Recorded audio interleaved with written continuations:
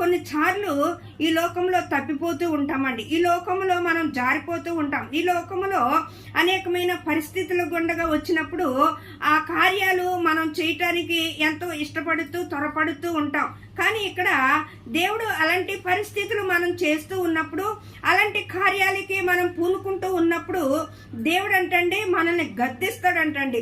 దేవుడు మనల్ని గద్దించి శిక్షిస్తాడంటండి. నువ్వు చేయకూడదు. చూడండి, మనం కూడా మన పిల్లలు ఏదన్నా తప్పు చేసినప్పుడు, పొరపాటు చేసినప్పుడు మనం కూడా మాట్లాడుతూ ఉంటాం. ఎందుకలా చేసావు, ఎందుకలాగా చేయకూడదు నువ్వు చేస్తూ ఉన్నావని మన పిల్లల్ని కూడా మనం దండించినట్లుగా మనము కూడా ఆయన పిల్లలుగా ఉన్నాము కాబట్టండి మనల్ని కూడా ఆయన దండించేవాడుగా ఉన్నాడు.